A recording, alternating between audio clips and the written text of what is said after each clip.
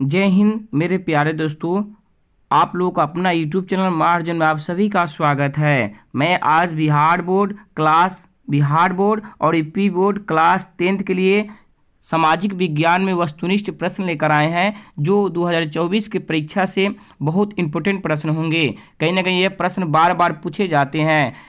इस प्रश्न में से भी आने की संभावना बोर्ड में रहेगी। आप लोग पूरे वीडियो को देखें, एक क्वेश्चन से कई क्वेश्चन की चर्चा भी की जाएगी। ठीक है, आप लोग पूरे वीडियो तक बने रहेंगे। एक बात कही जाती है, यह दुख यह दर्द सब तेरे अंदर है। यह दुख यह दर्द सब तेरे अंदर है, तू बनाए अपने इस पिंजरे से बाहर निकल, तू अपने आप में एक सिकंदर है। यानी कभी भी आप जिस लग रहा है कि मैं बहुत कमज़ोर हूँ, ऐसा कुछ नहीं। आप दुनिया के सबसे महानतम व्यक्ति हैं। ठीक है, अपने आप को संभालिए, अपने आप को समझिए, और आप दुनिया में सबसे बड़ा सिकंदर आप ही को दर्जा दी जाएगी। इसलिए अपने आप को पहचान कर एकदम मेहनत कीजिए। ठीक है, आएंगे पहला क्वेश्चन जानेंगे। मिजनी का संबंध किस संगठन से था? तो ऑप्शन बी हो जाएगा कार्बोनारी। ठीक है, मिजनी देखा जाए बिहार बोर्ड क्लास ये भी क्वेश्चन करता है लघुत्तरीय प्रश्न में याति में कि मेजनी कौन था। तो कहेंगे मेजनी का जन्म 5 जून 1805 के इटली के जेनेवा में हुआ था। मेजनी एक साहित्यकार, गणतांत्रिक विचारों का समर्थक और योग्य सेनापति था, जो संपूर्ण इटली का एकीकरण करना चाहता था। ये बात याद रखेंगे। ठीक है, इन्होंने अपने ही जीवन में यंग इटली की स्थापना 1831 में किए थे। ठीक है, और यंग यूरोप का स्थापना 1834 में किए थे। ये भी बात याद रखेंगे, इंपॉर्टेंट प्रश्न होगा उनके लिए बिहार बोर्ड में जो बैठने वाले हैं। ठीक है, एक हिटेरिया फिलाइक जो था, ये उड़ीसा में इसका स्थापना किया गया था। डायट आपका जर्मनी का सांसद था। लाल सेना का गठन ट्रास्की किया था। क्वेश्चन नंबर 2 है, सेडान का युद्ध किसके बीच हुआ था? तो ऑप्शन सी हो जाएगा प्रसा और फ्रांस के बीच 1870 में सेडान का युद्ध होता है। इस युद्ध में प्रसा की स्थिति पूरा जर्जर हो जाती है और फ्रांस की स्थिति पूरा जर्जर हो जाती है और प्रसा इसमें निकल जाता है। यानी एक की ओर देखा जाए तो फ्रांस महाशक्ति का पतन होता है और एक तरफ महाशक्ति का उदय जर्मनी का होता है। इसमें फ्रांस बुरी तरह से खत्म हो गया था, लेकिन फ्रांस और प्रसा के विवाद को लेकर 10 मई 1871 को फ्रैंकफर्ट की संधि बुलाई गई, ताकि दोनों देश के बीच फिर विवाद जो हुआ उसमें फिर आपस में मतलब एकता आ जाए। तो इस संधि को फ्रैंकफर्ट की संधि भी कहा गया था। तो 10 मई 1871 में हुआ और 1871 में इटली का एकीकरण, जर्मनी का एकीकरण संभव हुआ। ठीक है, ये भी बात याद रखेंगे। क्वेश्चन नंबर 3 है, रक्त एवं लौह नीति का उल्लंघन किसने किया था? तो ऑप्शन सी हो जाएगा बिस्मार्क किया था। बिस्मार्क लौह एवं नीति का उल्लंघन इसलिए किया था कि जर्मनी का एकीकरण बिना सैन्य शक्ति के बगैर नहीं हो सकता था, इसलिए उन्होंने रक्त एवं लौह नीति का उल्लंघन किया था। और बिस्मार्क कहाँ के चांसलर था? तो जर्मनी का चांसलर था। याद रखेंगे, जर्मन चांसलर था।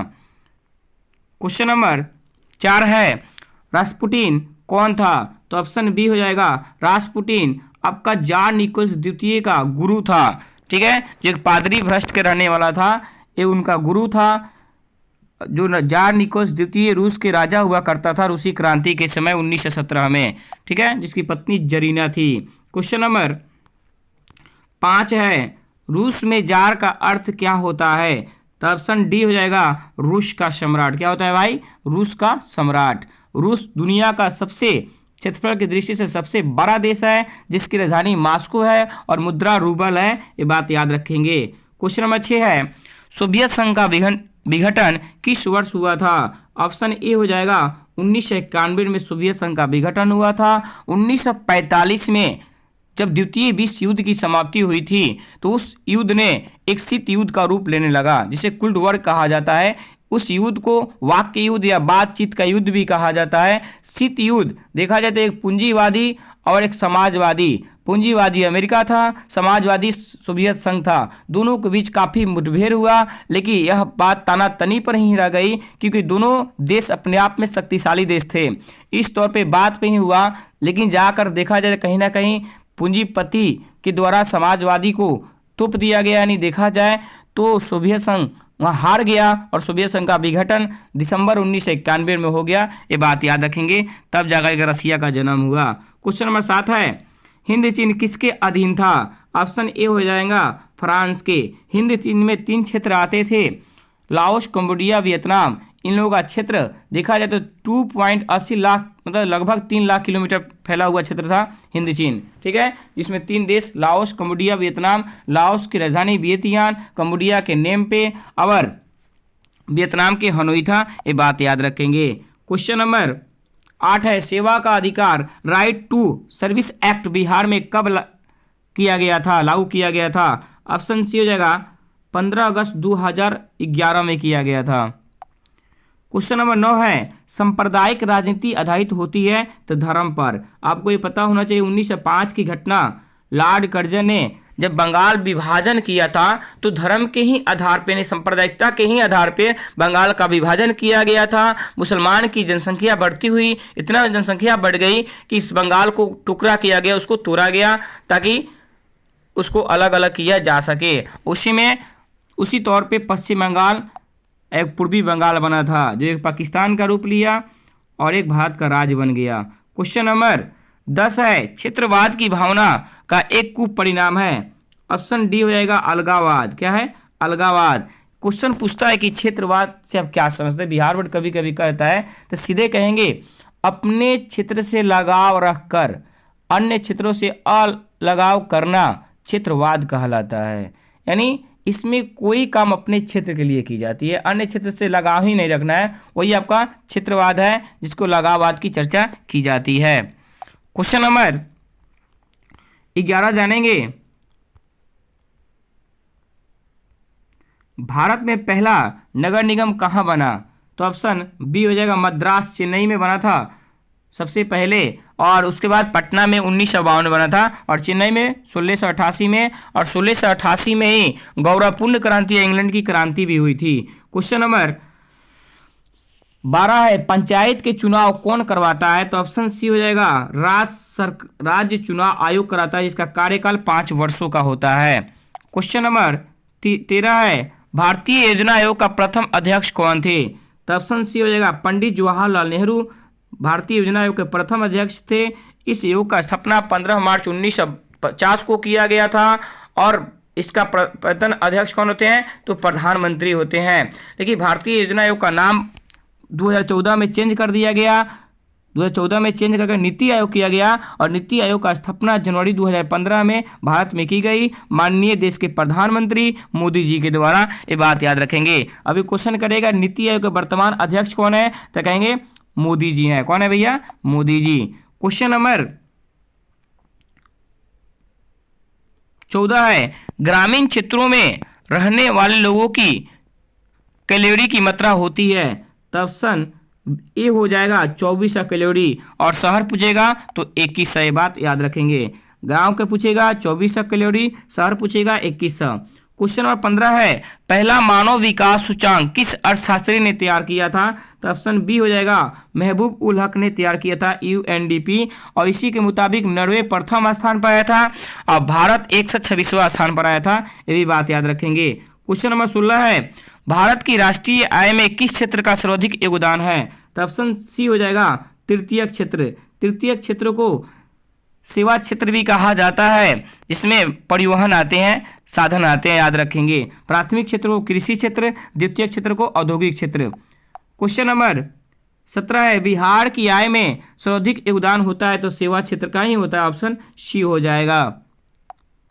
क्वेश्चन नंबर 18 है निम्न राज्य में किसमें सर्वाधिक वन क्षेत्र है? तो ऑप्शन ए हो जाएगा मध्य प्रदेश में सबसे अधिक वन का विस्तार है, और सबसे कम बात करेगा तो अपना राज्य बिहार।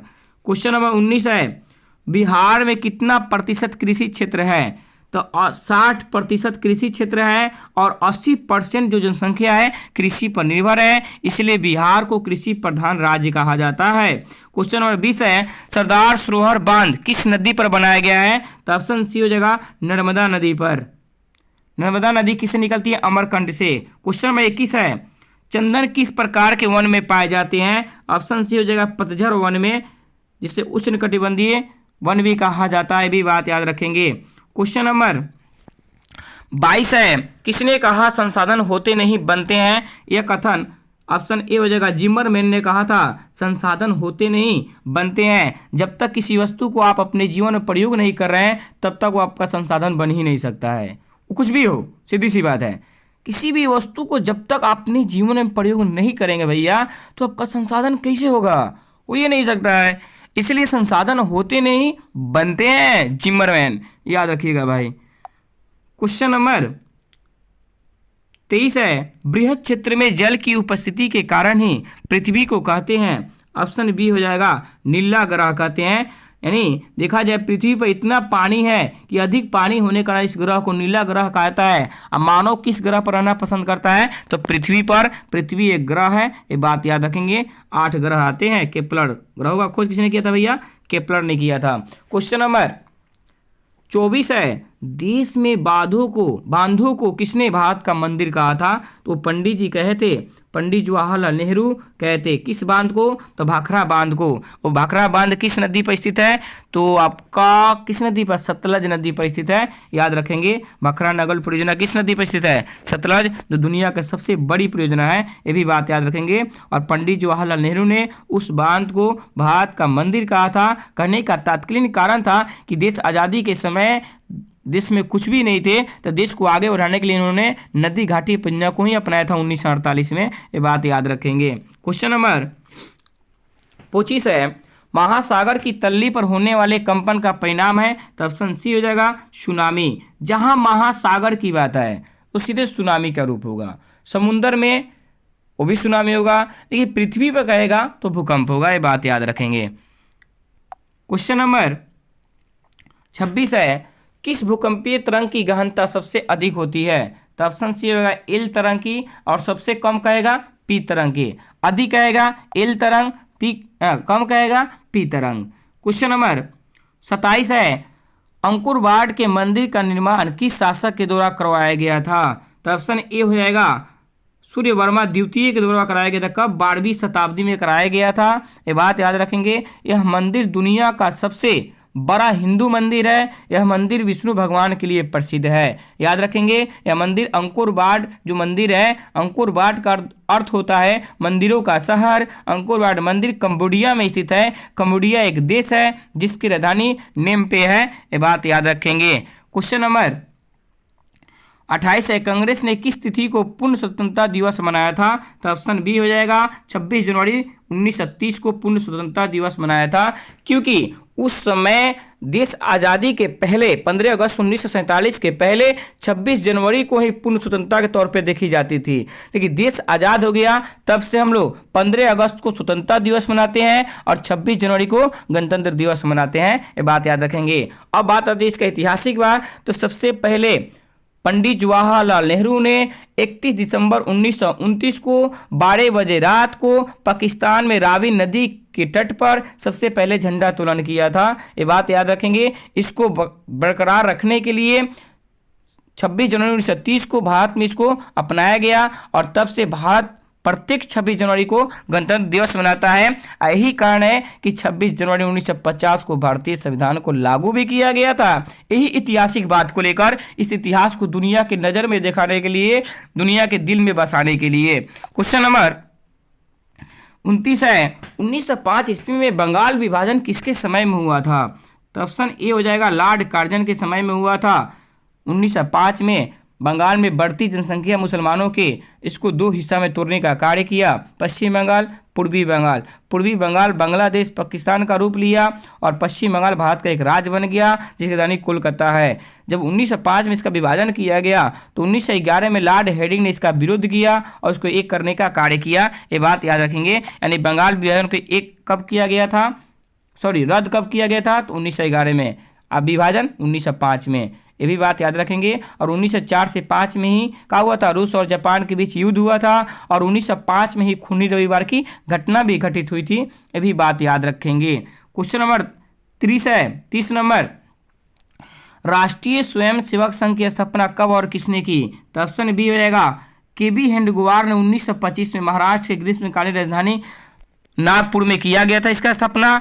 इसका स्थापना करने का तात्कालीन इसका कारण था कि हिंदू राष्ट्र को हिंदुत्व राष्ट्र बनाना था, याद रखेंगे, ठीक है। 1925 में के.बी. हेडगेवार के द्वारा महाराष्ट्र की ग्रीष्मकालीन राजधानी नागपुर में इसकी स्थापना किया गया था।